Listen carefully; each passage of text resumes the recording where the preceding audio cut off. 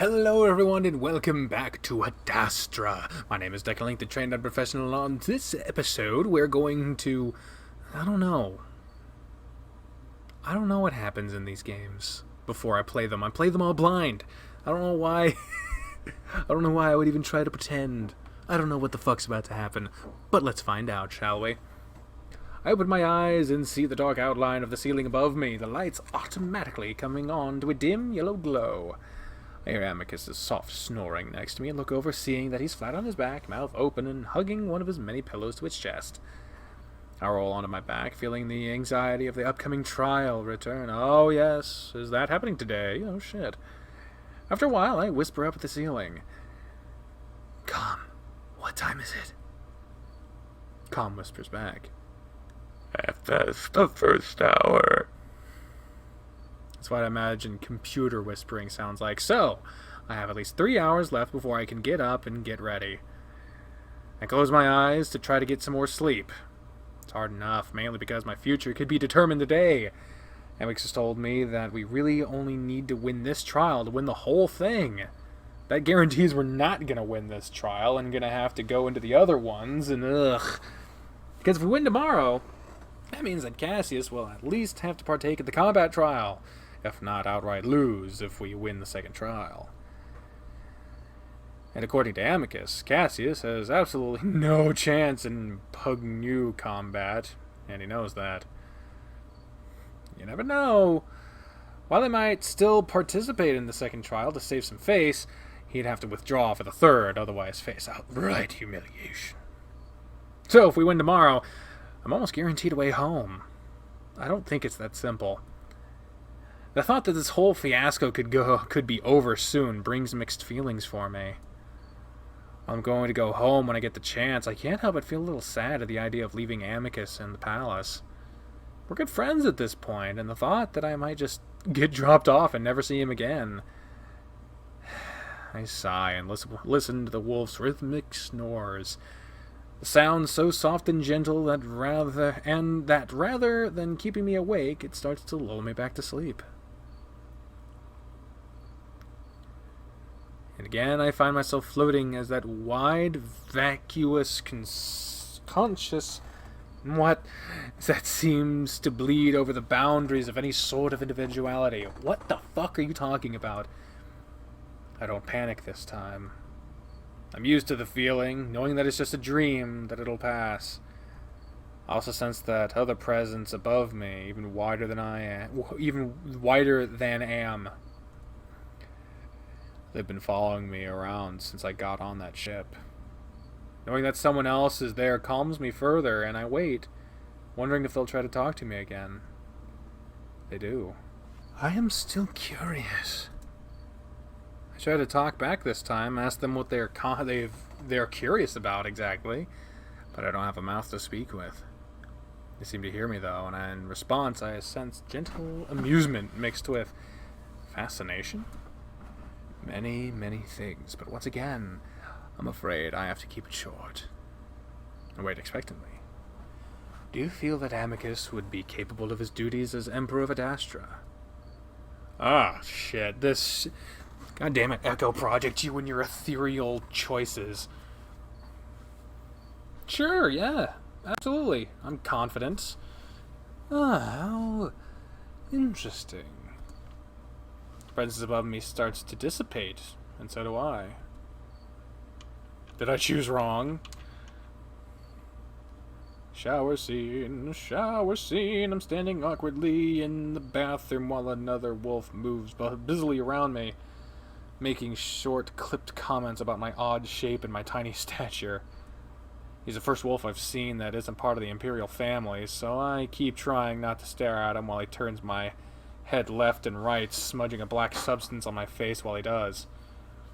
Meanwhile, Amicus stands behind us, his face showing a mixture of amusement and concern.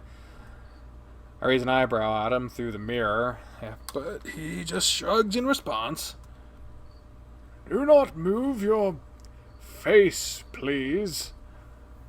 Look straight ahead again, letting him smudge the black makeup on my face, still trying not to stare. Good thing you're not on Earth, because that shit would not fly.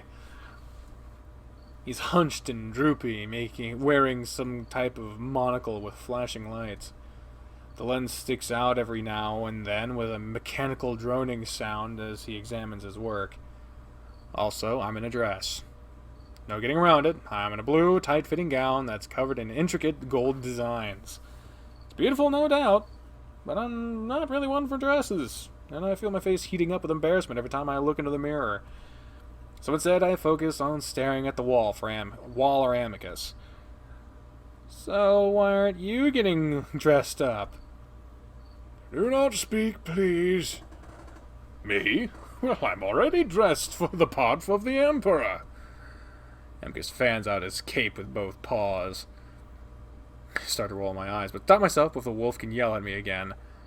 I realize that he's painting black stripes on my face, and it immediately reminds me of tiger stripes. After that's done, he does the same to the exposed parts of my arms. Remember not to touch or hit your face.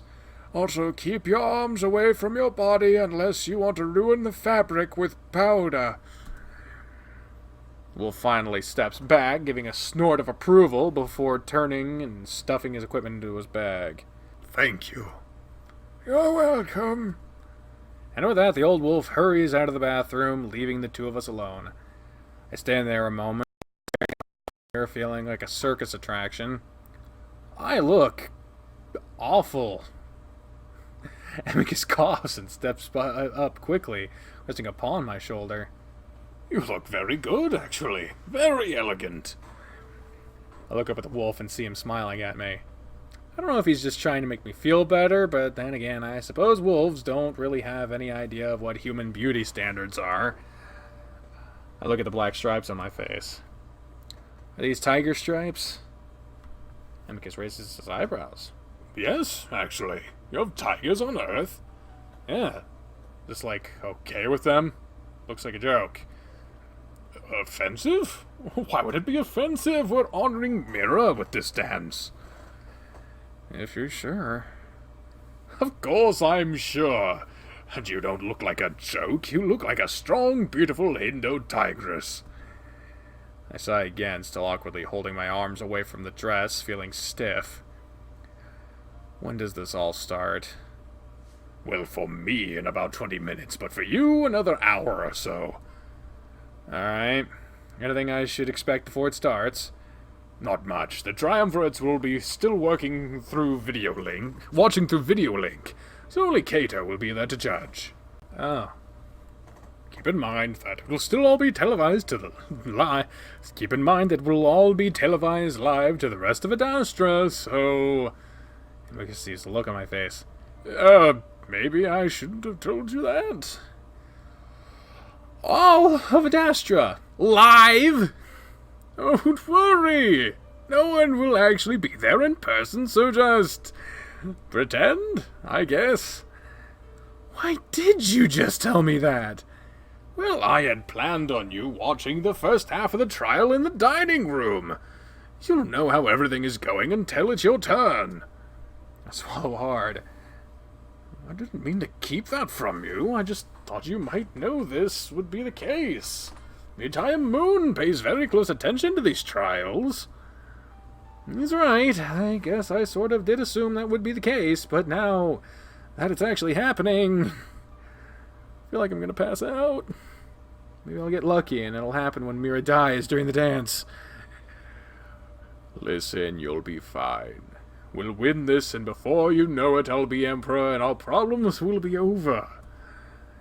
Again, the idea of having my way home all but guaranteed in the next hour reminds me of the thoughts I had last night. So, when I do get home, is that going to be the last time I'll see you? The corners of Amicus's mouth twitch down in a frown, but only for a moment, before he smiles again. Well, I suppose that's up to you. With unlimited access to the stretch, I might be able to make visits every now and then. Would you like that? I don't even have to think about it. Yeah. Amicus's smile widens. I would as well. Yeah, I mean, you're my friend, and I'd want to hear about the results of your empire.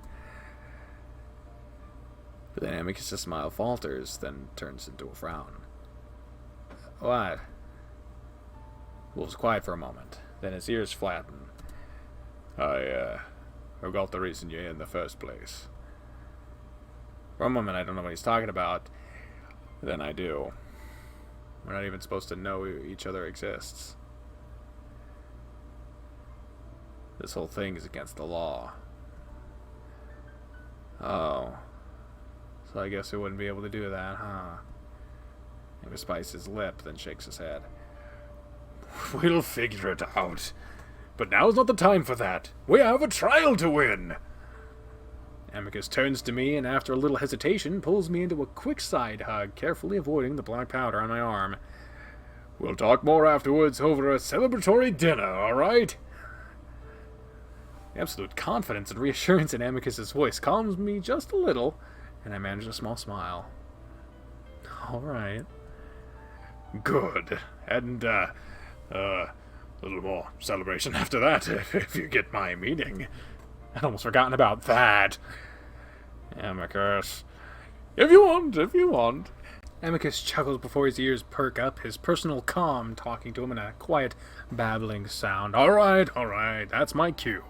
Head to the dining room if you'd like to watch. Otherwise, Calm will tell you when to leave for the throne room, alright? I nod, and Amicus gives me one last pat on the shoulder before turning away. Good luck. I know you're gonna do great.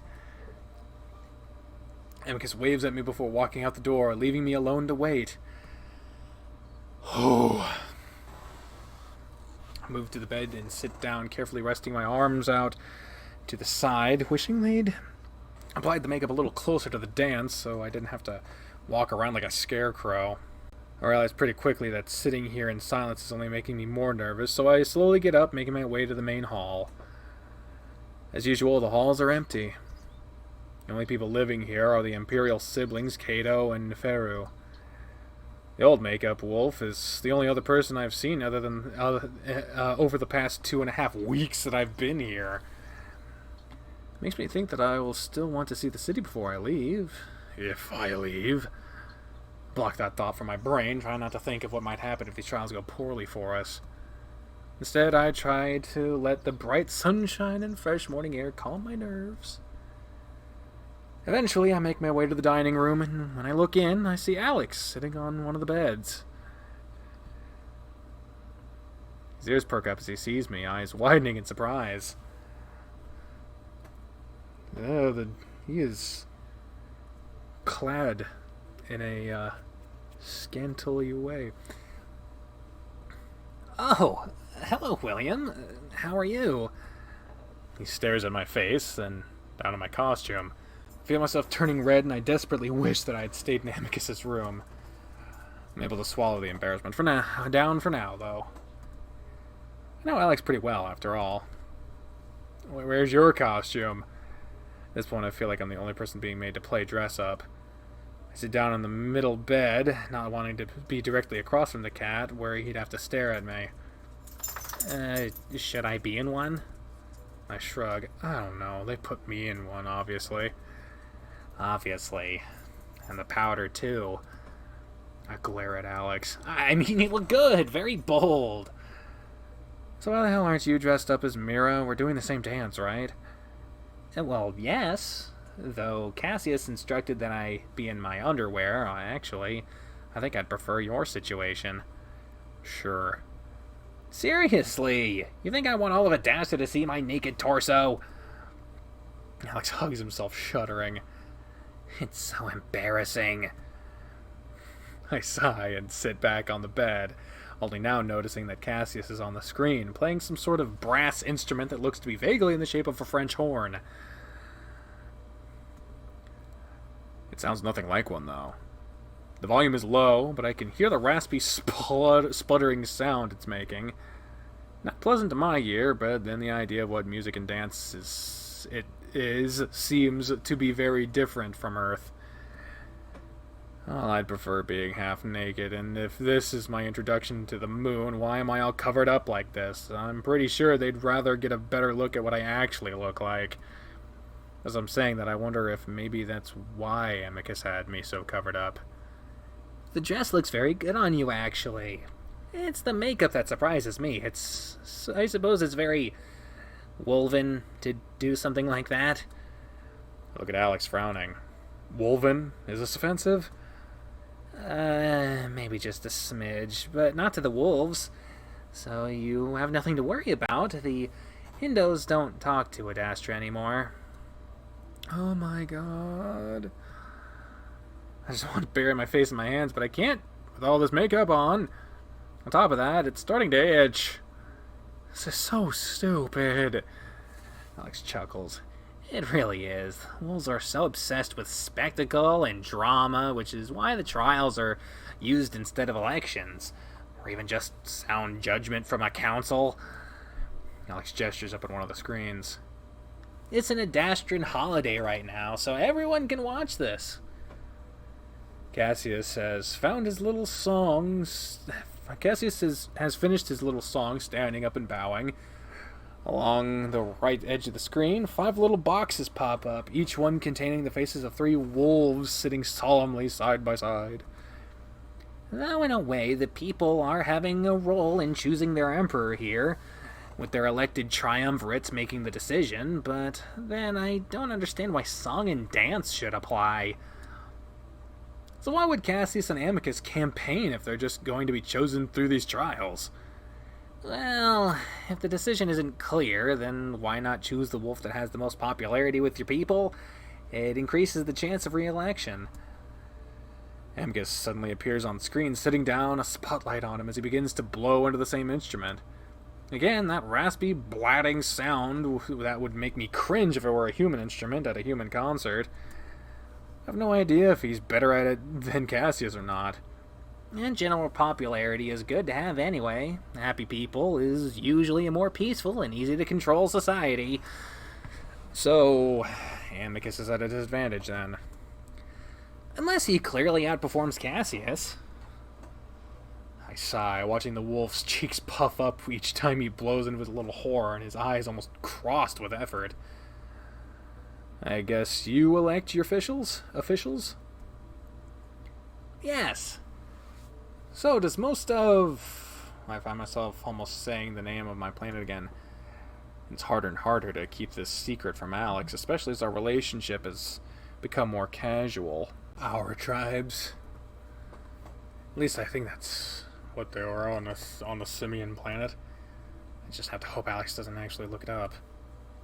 But he continues on like he didn't even notice my pause, like he always does. Anyway, despite the competition, I still consider you a friend, and I hope you feel the same.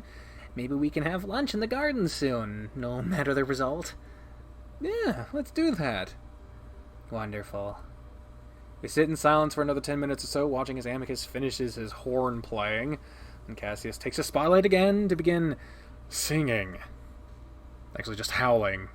Cassius' head leaned back, muzzle tipped towards the ceiling, looking like Wolf on Earth as it howls to the moon.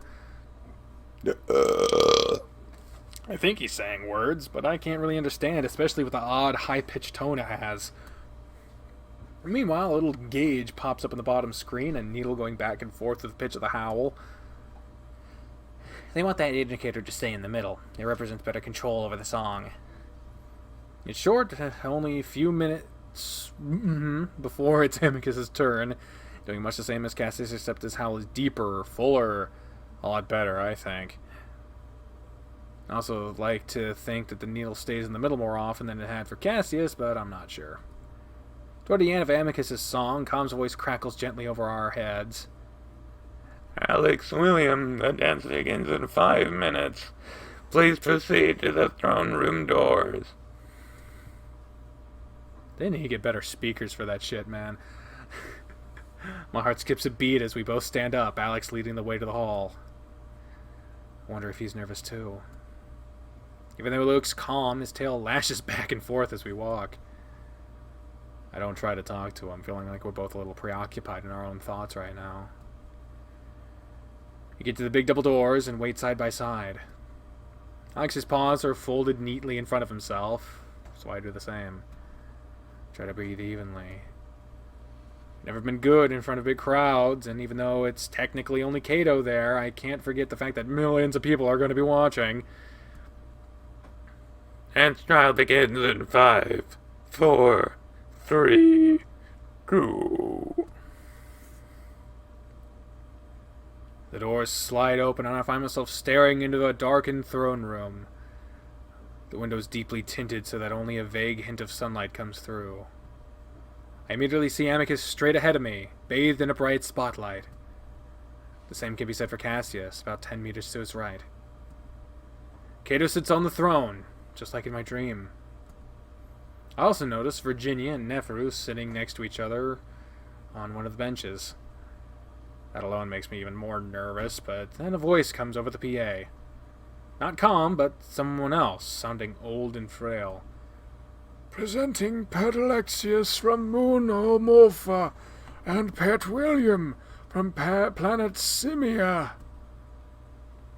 Amicus and Cassius reach out one paw, and Alex starts to walk forward on his toes, looking light and sophisticated. I quickly follow suit, trying to sort of mimic his walk. I never practiced my entrance with Amicus. I start to wonder if I'm even more underprepared than I thought I was. No time to think about that now. I do the best I can with my stupid prancing walk before coming to a stop in front of Amicus, reaching out a hand to rest on his big paw. He smiles reassuringly down at me, and for some reason his presence makes me a little less nervous than I had been while waiting alone for the trial to start. We stand there quietly for a moment, but then that old voice starts up again, and now it's in a howl, high, wavering, and faint. Explorant adver... I don't know what the fuck. I just start to recite the story in the same howl. It's hard to hear. And now that there's words... Wait, I can't understand it. He's speaking... Oh, fuck. The lingua isn't translating the song. Immediately I start to panic as I see Amicus raise up his paw. I probably have a look of horror on my face, because his reassuring smile has turned to a frown. Jerkily, I raise up my hand to touch it to the wolf's paw, trying to stay calm. I can do this. Sure, I attached a lot of the movements to the words in the song, but I remember the order of the poses, I think. Still, the unexpected blunder has me flustered and stumbling, my movements hesitant and definitely unelegant. I'm so frazzled that I don't really have time to dwell on the fact that Alex and Cassius are doing the dance at the same time. Are we competing for Cato's and the watching triumvirate's attention? I try to stay focused on Amicus, watching his movements, hoping that I might remember enough of his cues to get through the movements correctly. My falling apart must be affecting Amicus as well, his brow furrowed in confusion, his movements also becoming slower, more hesitant. Fuck. I think I feel sweat running down my face. I'm probably turning my striped makeup into a streaked mess. Several times I am caught staring at Amicus, unsure of what to do, until I look over at Alex to see what he's doing. The cat looks totally in his element, stretching and elongating his body luxuriously in tandem with Cassius. The wolf isn't bad himself, taking a clear lead in the dance as he dips and sways with Alex's body. Meanwhile, I fumble around with Amicus, watching as the powder on my sweaty arms smears on his fur, leaving long black smudges on his chest and arms. Finally, we get to Mira's death, and at least I know when this is supposed to happen because I see Amicus reach out dramatically for me. It's the only moment in the entire dance that I feel confident in what I'm doing, and I put everything into my swoon. But so does Alex. Here's that picture. Well, this isn't the picture, but it's close. Amicus is already next to me to catch me before I start to fall, but Alex swoons while Cassius is still meters away from him. The other wolf smoothly glides to his side to catch him.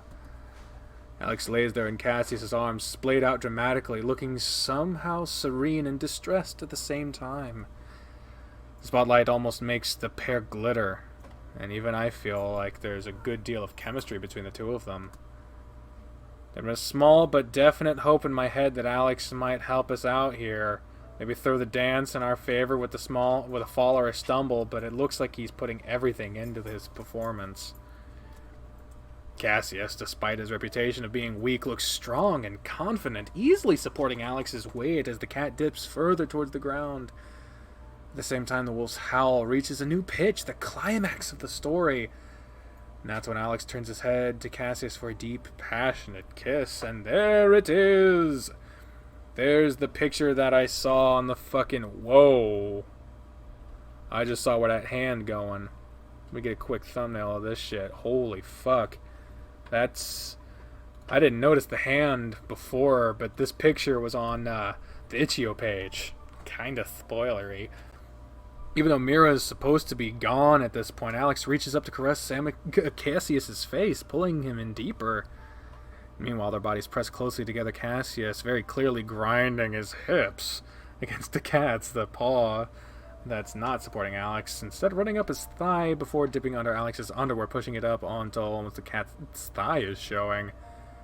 And they just writhe against each other like that, as if caught in the throes of passion. The movements of their muscles telling me lots going on past those lips. The entire act stuns me, almost making me forget about the disaster of our own dance has been. Cassius turns, carrying Alex with him as he faces them in the other direction before breaking the kiss. In fact, the roping and grinding getting even more intense. He's giving everyone a good view of what's happening. If the whole idea of the dance is to capture attention and make the story and feelings believable, well, I believe them. In fact, I believe there's a lot more going on between the two of them than I had originally thought. It might explain why Alex doesn't want to hurt Cassius' chances of being emperor. Maybe my hopes that Alex would help us were completely naive. That's when I'm suddenly snapped back to reality as I hear Amicus's grunt above me. Oof. I've been so enamored with Cassius and Alex's kiss that I'd forgotten our own. Seeing a preview of what I might have to do with Amicus, though, I blush, steeling myself, getting ready as the wolf starts to lean down towards me, his lips puckered up slightly. Already my own lips, but then suddenly Amicus turns his head to the side slightly, landing a kiss on my cheek instead. It's soft and fleeting, and before I know it, Amicus has pulled back before gently lowering me onto the cold marble below.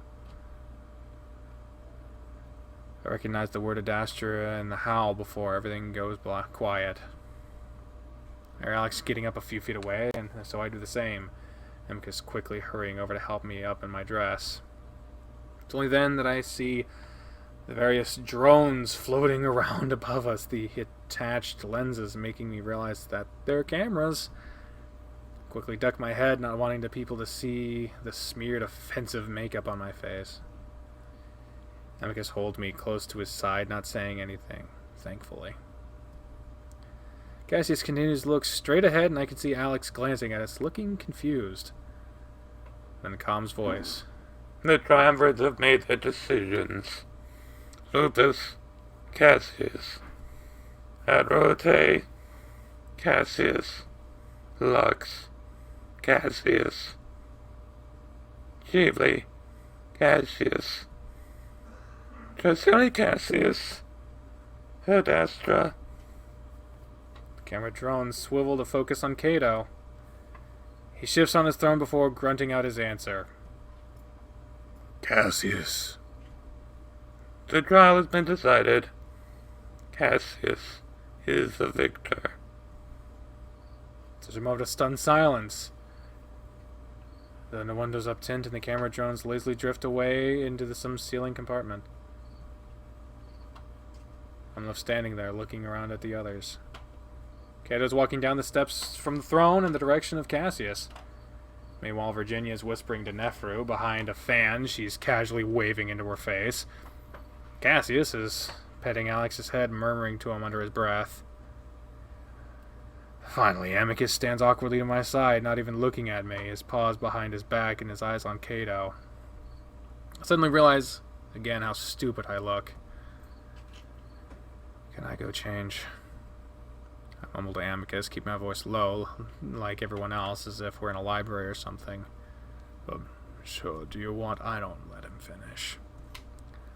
I'm walking as fast as I can to the double doors, knowing that everyone's eyes are on my back as I pause to touch the black panel. That's rough. Once I'm in the main hall, I'm able to breathe a little easier, starting to feel the anger coming up through the absolute humiliation. I don't know exactly what I'm angry at, not Amicus, even though he maybe should have had an idea that the howls don't translate. Not Cato or the Triumvirates, they'd made the right decision. I've been a complete disaster out there.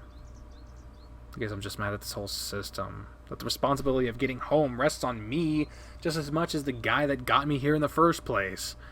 It isn't fair. So I guess I'm pissed at Amicus in a way, but the anger is a lot broader than that. I'm angry at the entire situation. I go straight to the bathroom, roughly trying to yank off the stupid dress.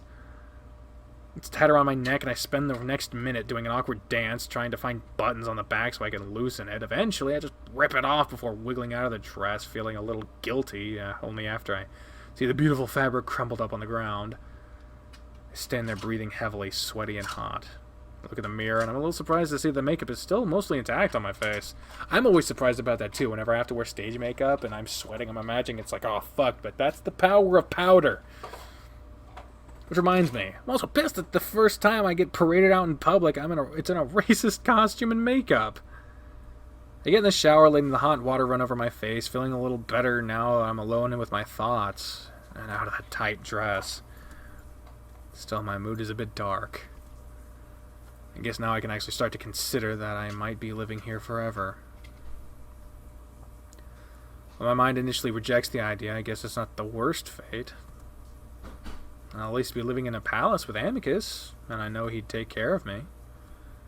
At least I think he would.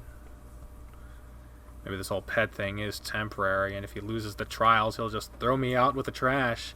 Maybe he'll kill me like he'd once mentioned on the ship.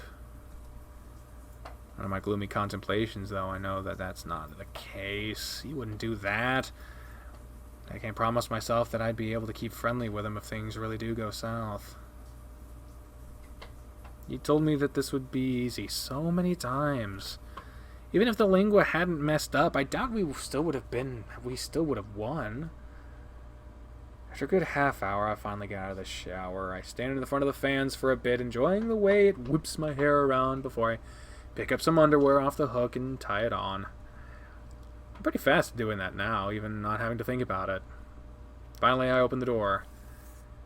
Cool air that rushes in is refreshing after such a hot shower, but I'm immediately treated to the side of Amicus walking away from the door, probably in the middle of pacing. He immediately turns around at the sound, though, his eyes wide. Hey, William, how are you?